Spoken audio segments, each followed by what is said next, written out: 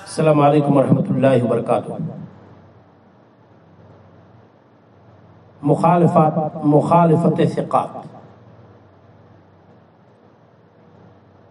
راوی کی صفت ضبط میں تان کے جو وجوہات تھے ان میں سے چوتھی وجہ ہے مخالفت، یعنی راوی کا ثقہ روات کی مخالفت کرنا۔ اس مخالفت کی کئی صورتیں ہیں، 3 صورتوں کا تذکرہ ہم کر چکے ہیں۔ چوتھی صورت یہ ہے کہ اگر مخالفت کسی راوی کے سند میں اضافہ سے ہو، راوی سند حدیث میں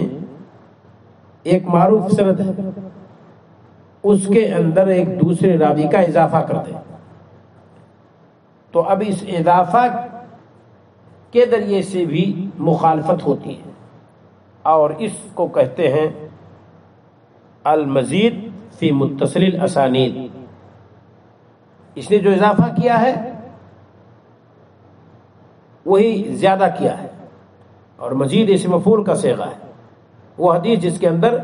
اضافہ کر دیا گیا ہے، اسم مفعول کا صیغہ ہے زیادہ سے، اور متصل یہ انقطاع کی ضد ہے، اور اسانید سند کی جمع ہے،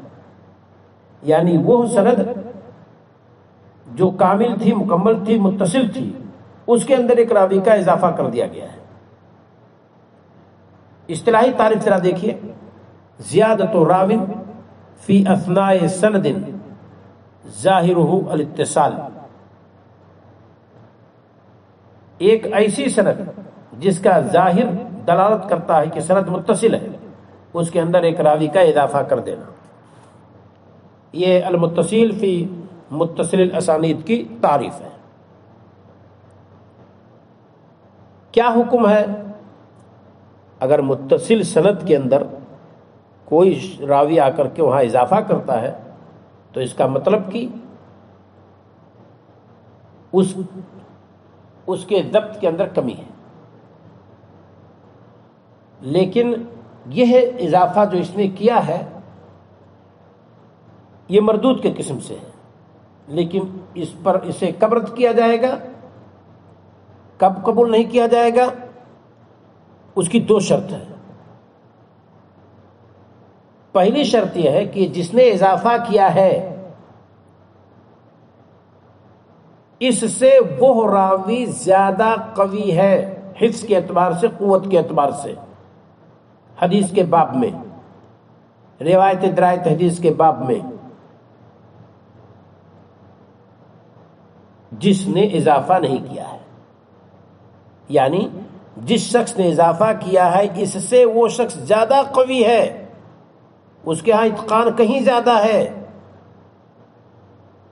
جس نے اضافہ نہیں کیا ہے۔ تو ایک شرط تو یہ ہے۔ دوسری شرط یہ ہے کہ جہاں اضافہ کیا گیا ہے، اضافہ سے پہلے